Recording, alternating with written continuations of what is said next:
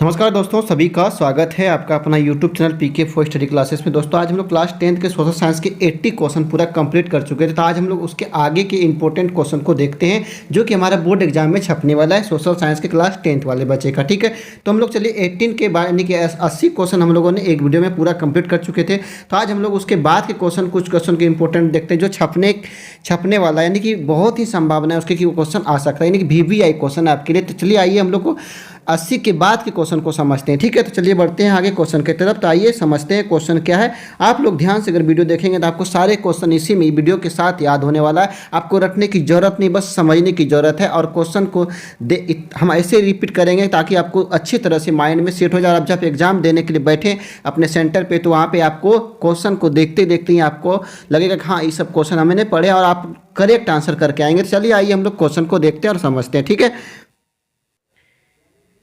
देखिए हम लोगों ने 80 तक पूरा क्वेश्चन कंप्लीट कर चुके थे कि और हम लोग 81 पे आते हैं। ठीक है, यहाँ से जो कुछ इंपॉर्टेंट क्वेश्चन जो बच गए थे आप लोगों के लिए उसको हम आप लोगों के सामने रखना चाहता हूँ ताकि आप अपने बोर्ड एग्जाम में पूरे कंप्लीट करके आएँ, आप एक भी क्वेश्चन गलती करके नहीं आए। ठीक है, तो चलिए आइए क्वेश्चन आगे क्वेश्चन के लिए हम लोग बढ़ते हैं। ठीक है, चलिए 81 जो 81 नंबर जो क्वेश्चन है आपका क्या है कि जर्मनी के एकीकरण के लिए बिस्मार्क ने कौन सी नीति अपनाई? तो कौन सी खूनी नीति, कौन सी नीति? खूनी नीति हो जाएगा। ठीक है, चलिए आगे बढ़ते हैं 82 पे। यानी सामाजिक उपबंध नामक पुस्तक के लेखक कौन थे? सामाजिक उपबंध नामक पुस्तक के लेखक कौन थे? रूसो। कौन थे? रूसो। ठीक है, चलिए आगे बढ़ते हैं 83 नंबर जो क्वेश्चन आपका है चित्तरंजन दास और मोतीलाल नेहरू ने किस पार्टी का गठन किया? किस पार्टी का गठन किया? स्वराज पार्टी का। किस पार्टी का? स्वराज पार्टी का। ठीक है, चलिए आगे बढ़ते हैं क्वेश्चन नंबर 84 पे आते हैं। डिस्कवरी ऑफ इंडिया नामक पुस्तक के लेखक कौन है? डिस्कवरी ऑफ इंडिया नामक पुस्तक के लेखक कौन है? पंडित जवाहरलाल नेहरू। कौन है? पंडित जवाहरलाल नेहरू। ठीक है, याद रहेगा। चलिए आगे बढ़ते हैं 85 नंबर क्वेश्चन यानी 85 पे आते हैं कि ब्रिटेन वुड्स व्यवस्था क्या थी? तो ये युद्धोत्तर अंतर्राष्ट्रीय आर्थिक व्यवस्था थी। कौन सा था? युद्धोत्तर अंतर्राष्ट्रीय आर्थिक व्यवस्था। ठीक है, चलिए आगे बढ़ते हैं 86 नंबर जो क्वेश्चन आपका है कि आलू अकाल किस देश में हुआ था? तो आयरलैंड में। कहाँ पे हुआ था? आलू का जो अकाल हुआ था किस देश में हुआ था? वो आयरलैंड में। ठीक है, याद रहेगा। चलिए ओ से आलू, ओ से आयरलैंड, ऐसे याद रखेंगे आप लोग। चलिए आगे बढ़ते हैं 87 पे आते हैं। कौस्टिक कौन थे? कौस्टिक्स कौन थे?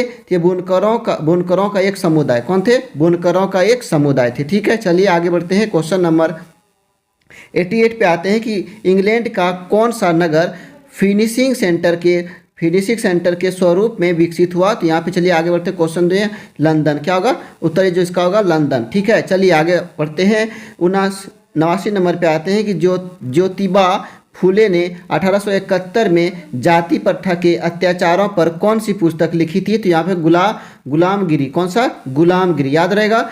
ज्योतिबा फूले ने, कौन सा? ज्योतिबा फूले ने 1871 में जाति प्रथा के अत्याचारों पर कौन सी पुस्तकें लिखी थी? तो गुलामगिरी। ठीक है, चलिए आगे बढ़ते हैं 90 नंबर क्वेश्चन जो है आपका केसरी समाचार पत्र का प्रकाशन किसने किया था? केसरी समाचार जो पत्र है उनका प्रकाशन किसने किया था? तो बाल गंगाधर तिलक। क्या होगा आंसर? बाल गंगाधर तिलक। ठीक है, चलिए आगे बढ़ते हैं लौह अयस्क किस प्रकार का संसाधन है? तो ये अनवीकरणीय योग्य संसाधन है। ये क्वेश्चन शायद रिपीट हो गया है। ये क्या है? अनवीकरणीय योग्य संसाधन है। याद हो गया। चलिए आगे बढ़ते हैं 92 नंबर क्वेश्चन है कि जिस भूमि पर खेती की जाती है उसे क्या कहते हैं? कृषि योग्य भूमि। जिस भूमि पर कृषि यानी खेती की जाती है उसे क्या कहते हैं? कृषि योग्य भूमि। ठीक है, चलिए आगे बढ़ते हैं क्वेश्चन नंबर 93 पे आते हैं कि वन विभाग के अनुसार कुल वन क्षेत्र का 1/3 हिस्सा किस वन का है? तो ये जगह रक्षित वन का। किस वन का? रक्षित वन का। ठीक है, चलिए आगे बढ़ते हैं 94 नंबर क्वेश्चन है कि प्रचुर मात्रा में जल उपलब्ध होने के बावजूद जल दुर्लभता कैसी होती है? तो यहाँ पे देखिए जो इसका आंसर है क्या होगा? औद्योगिक कचरा और रसायनों से जल की गुणवत्ता में कमी होना। ठीक है, याद रहेगा क्वेश्चन औद्योगिक कचरा और रसायनों से जल की गुणवत्ता में कमी होना। ठीक है, इसी कारण से प्रचुर मात्रा में जल होने के बावजूद भी इसकी दुर्लभता सभी को भोगना पड़ रहा है। ठीक है, चलिए आगे बढ़ते हैं 95 पे आते हैं। सरकार कौन सी घोषणा फसलों की सहायता देने के लिए करती है? तो न्यूनतम सहायता मूल्य। ठीक है, चलिए आगे बढ़ते हैं 96 पे आते हैं। किसके साथ ऑपरेशन फ्लड लागू हुआ? किसके साथ? श्वेत क्रांति के साथ। किसके साथ? श्वेत क्रांति के साथ। आगे बढ़ते हैं मोनाजाइट रेत में कौन सा खनिज पाया जाता है? तो थोरियम। कौन सा? थोरियम पाया जाता है। ठीक है, चलिए आगे बढ़ते हैं क्वेश्चन 98 पे आते हैं। कच्चे माल को मूल्यवान उत्पाद में परिवर्तित कर अधिक मात्रा में वस्तुओं के उत्पादन को कहते हैं, वस्तुओं के उत्पादन क्या कहते हैं, विनिर्माण कहते हैं। क्या कहते हैं, विनिर्माण कहते हैं। ठीक है, चलिए आगे बढ़ते हैं। 99 क्वेश्चन पे आते हैं। कौन सा उद्योग विभाग कंप्यूटर आदि संयंत्र निर्मित करते हैं? तो क्या होगा, इलेक्ट्रॉनिक। क्या होगा, इलेक्ट्रॉनिक विभाग। ठीक है, चलिए आगे बढ़ते हैं। हम लोग सेंचुरी मारने वाले हैं। देखिए 100वां क्वेश्चन को, कौन से दोस्त स्थित स्थान पूर्वी पश्चिमी गलियारे से जुड़े हैं? तो यहाँ पर होगा सिलचर तथा पोरबंदर। कौन सा, सिलचर तथा पोरबंदर। तो इस क्वेश्चन के साथ हम लोगों ने सेंचुरी पूरा मार लिया। और इस 100 क्वेश्चन में बहुत सारे क्वेश्चन ऐसा है जो कि आपके बोर्ड एग्जाम में छपने वाले, आपके सामने आने वाले, आपको मिलने वाले, जो कि आप लोगों ने फाड़ के आएंगे। हम सभी, हमको उम्मीद है कि जिन जिन छात्रों ने इस वीडियो को देखे हैं, सभी छात्रों का सोशल साइंस का जो एग्जाम है वो बहुत ही अच्छा जाने वाला है। ठीक है, चलिए आगे बढ़ते हैं। 101 में जो क्वेश्चन है, बेल्जियम में कौन सी भाषा बोलने वाले बहुत संख्यक है? क्या होगा, डच भाषा। कौन सा होगा, डच भाषा। ठीक है, चलिए 102 नंबर में जो क्वेश्चन है कि बेल्जियम की राजधानी ब्रुसेल्स 80% लोग किस भाषा का प्रयोग करते हैं? तो यहाँ पे डच भाषा का प्रयोग करते हैं। ठीक है, बेल्जियम की राजधानी में। ठीक है, कौन सा, डच भाषा का प्रयोग करते हैं। चलिए आगे बढ़ते हैं। 103 नंबर जो क्वेश्चन है, शिक्षा, वन, मजदूर, संघ विवाद, गोद लेना और उत्तराधिकार जैसे विषय की सूची के महत्वपूर्ण विषय है समवर्ती सूची। कौन सा विषय है, समवर्ती सूची। ठीक है, चलिए आगे बढ़ते हैं। 104 नंबर क्वेश्चन है कि उत्तरी आयरलैंड में 44% रोमन कैथोलिकों का प्रतिनिधित्व कौन सी पार्टी करती है? तो ये नेशनलिस्ट पार्टी। ठीक है, नेशनलिस्ट पार्टी याद रहेगा। चलिए आगे बढ़ते हैं। क्वेश्चन नंबर 105 पे आते हैं कि एक सीढ़ी नुमा रचना जिसमें सभी जाति समूह को उच्चतम से निम्नतम के रूप में रखा जाता है। क्या होगा, जाति पदानुक्रम। ठीक है, चलिए आगे बढ़ते हैं। 106 नंबर में जो क्वेश्चन आपका है कि बोलीविया की सरकार ने कोचबम्बा शहर में जलापूर्ति का अधिकार किसे बेच दिया था? बहुराष्ट्रीय कंपनी को। किसको? बहुराष्ट्रीय कंपनी को बेच दिया था। ठीक है, आगे 107 नंबर जो क्वेश्चन है कि राजनीतिक दल का कार्य होते हैं जनमत का निर्माण करना, नागरिकों को राजनीतिक शिक्षा प्रदान करना, चुनाव लड़ना। ठीक है, ये राजनीतिक दल का ये कार्य होता है। क्या होता है? जनमत का निर्माण करना, नागरिकों को राजनीतिक शिक्षा प्रदान करना, चुनाव लड़ना। ठीक है, चलिए आगे बढ़ते हैं। 108 नंबर जो क्वेश्चन आपका है कि व्यक्ति की गरिमा और स्वतंत्रता को सुरक्षित रखने के लिए सबसे अच्छी सरकार क्या है? लोकतंत्र है। क्या है? लोकतंत्र सरकार है। ठीक है, चलिए आगे बढ़ते हैं। क्वेश्चन नंबर 109 पे आते हैं कि अक्टूबर 2005 में भारत सरकार द्वारा कौन सा कानून लागू किया गया था? यहाँ पर जगह उत्तर जो जगह सूचना का अधिकार अधिनियम। कौन सा? सूचना का अधिकार अधिनियम। चलिए 110वां नंबर पे आते हैं कि समवर्ती सूची के विषय पर केंद्र और राज्य के बीच विवाद होने पर किसका कानून लागू होता है? तो केंद्र सरकार का। किसका? केंद्र सरकार का कानून जो है वो लागू होता है, ना कि राज्य सरकार का। ठीक है, आगे बढ़ते हैं। 111वां नंबर जो क्वेश्चन आपका है कि लोकतंत्र के मार्ग की सबसे बड़ी बाधा क्या है? तो क्या है? अशिक्षा है। क्या है? सबसे बड़ी जो बाधा है ये क्या है? अशिक्षा है। ठीक है, चलिए आगे बढ़ते हैं। 112 नंबर जो क्वेश्चन आपका है कि विदेश जिनकी 2017 में प्रति व्यक्ति आय $12,056 प्रति वर्ष या उससे अधिक है तो वह देश किस श्रेणी के अंतर्गत होगा? तो देश जो होगा विकसित श्रेणी के अंतर्गत होगा। किसके होगा? विकसित श्रेणी के अंतर्गत में वो देश आएगा। ठीक है, चलिए आगे बढ़ते हैं। विश्व में प्रत्येक देश की प्रति व्यक्ति आय किस मुद्रा में मापी जाती है? तो ये क्या होगा? डॉलर में। किस में मापी जाती है? डॉलर में। ठीक है, विश्व में प्रत्येक देश की प्रति व्यक्ति आय किस मुद्रा में मापी जाती है? डॉलर में। याद रहेगा। चलिए आगे बढ़ते हैं। 114 नंबर जो क्वेश्चन आपका है कि कृषि डेयरी खेती किस क्षेत्र से संबंधित गतिविधियां हैं? तो ये जगह प्राथमिक क्षेत्र से। किससे? प्राथमिक क्षेत्र से। ठीक है, चलिए आगे बढ़ते हैं। क्वेश्चन नंबर 115 पे आते हैं कि बैंकों के लिए आय का प्रमुख स्रोत क्या है? बैंकों के लिए आय का जो प्रमुख स्रोत है कर्जदार और जमाकर्ताओं पर लगाए गए ब्याज के बीच का अंतर। ठीक है, याद रहेगा। चलिए आगे बढ़ते हैं। क्वेश्चन नंबर 116 पे आते हैं कौन सा प्लास्टिक मुद्रा का उदाहरण है? तो क्रेडिट कार्ड। कौन सा है? क्रेडिट कार्ड जो है ये प्लास्टिक मुद्रा का एक उदाहरण है। ठीक है, याद रहेगा, प्लास्टिक मुद्रा का जहां बात आएगा वहां पे आपको क्रेडिट कार्ड ऑप्शन पे टिक कर देना है। चलिए आगे बढ़ते हैं। 117 नंबर क्वेश्चन पे आते हैं कि विश्व की सबसे बड़ी मोटर गाड़ी निर्माता कंपनी कौन है? तो फोर्ड मोटर्स है। ठीक है, याद रहेगा, विश्व की सबसे बड़ी, विश्व की बात हो रही है। ठीक है, विश्व की सबसे बड़ी मोटर गाड़ी निर्माता कंपनी कौन है?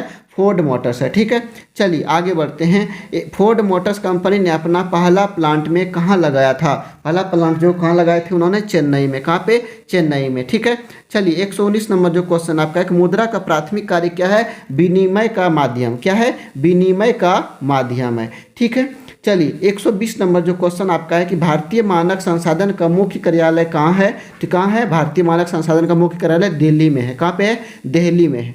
चलिए आगे बढ़ते हैं। 121 नंबर जो क्वेश्चन आपका स्वतंत्रता, समानता एवं बंधुत्व का नारा किस क्रांति की देन है? तो फ्रांसीसी क्रांति की। किस क्रांति की?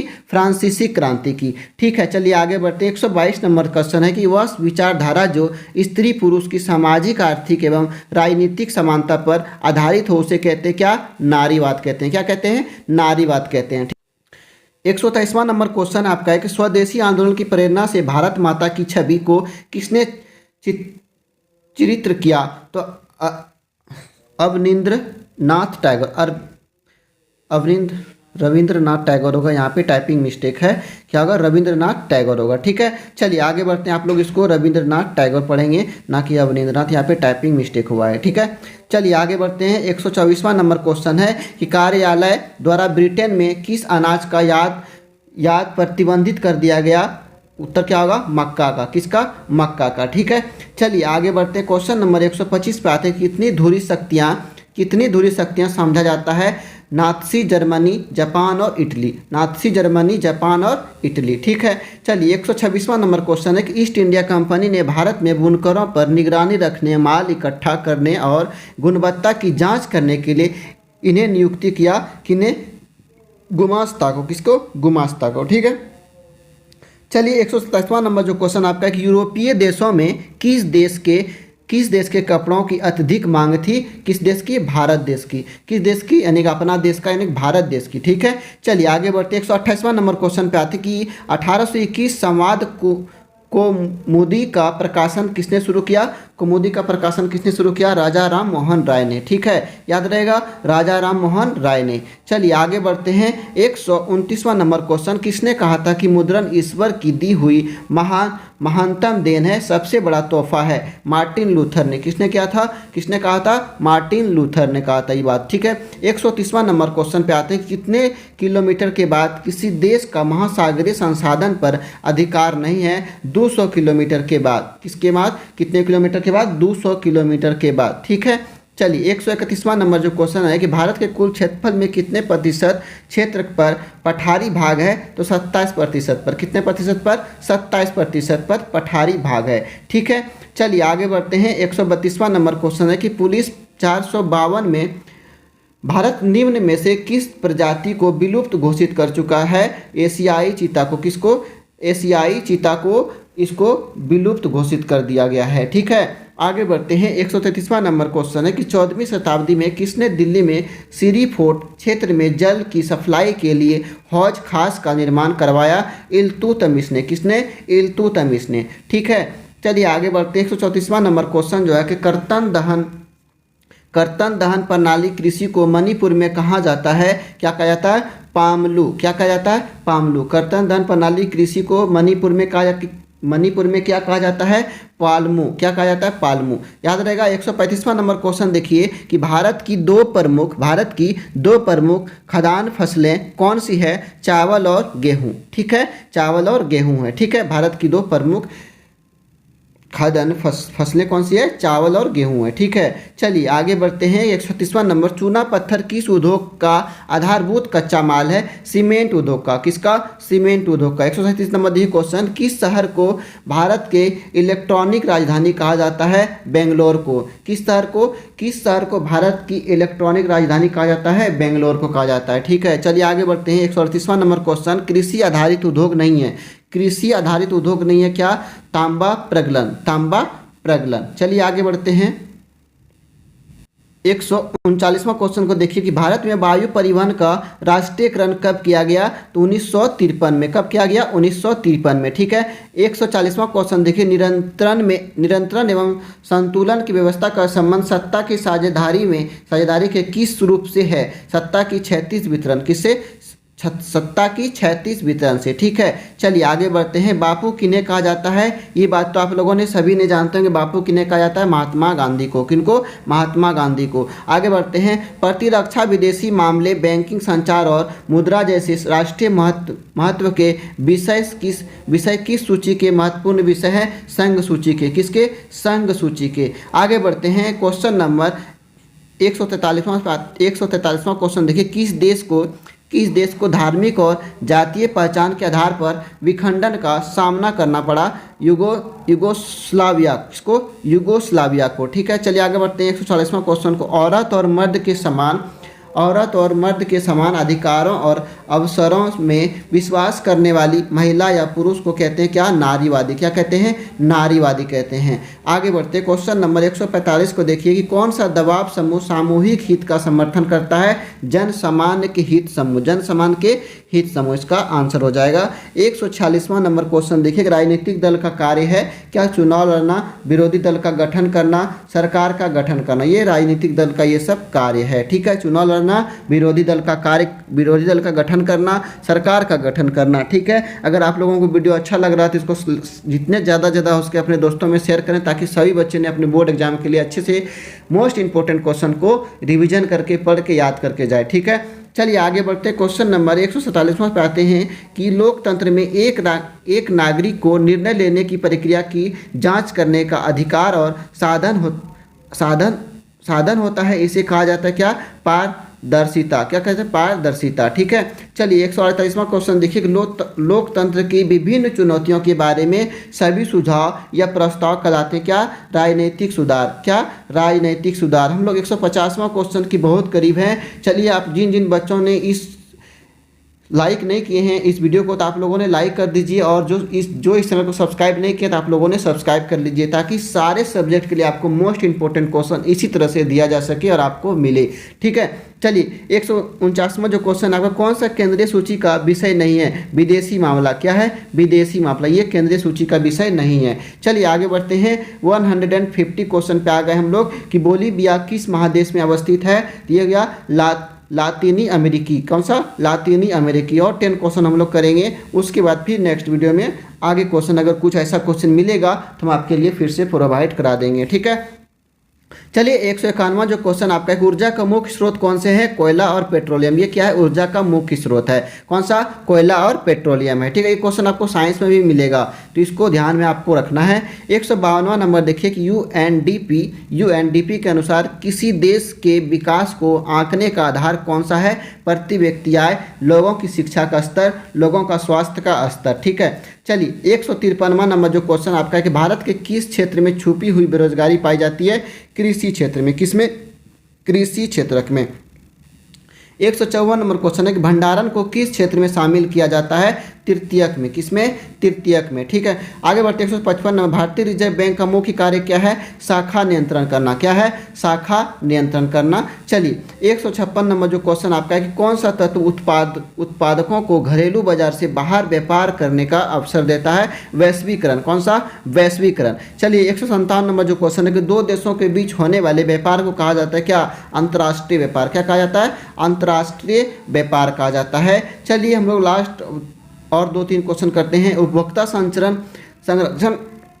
उपभोक्ता संरक्षण अधिनियम के अंतर्गत एक उपभोक्ता को कितने अधिकार उपलब्ध हैं? 6। कितने हैं? 6 है। चलिए 159वां क्वेश्चन है कि उपभोक्ता संरक्षण अधिनियम किस वर्ष लागू किया गया था? तो 1986 में। कब? 1986 ईस्वी में इसको लागू किया गया था। 160वां नंबर क्वेश्चन है कि राष्ट्रवाद में एक निश्चित भौगोलिक क्षेत्र में रहने वाली जनता में से इसके द्वारा जुड़ी होती किसके द्वारा जुड़ी होती थी? यहाँ पर जब किसके द्वारा श्रमण, सांस्कृतिक, समाज, इतिहास, भाषा और लोक परंपरा। तो इस तरह से हम लोगों ने 160 क्वेश्चन पूरा कंप्लीट कर लिया है।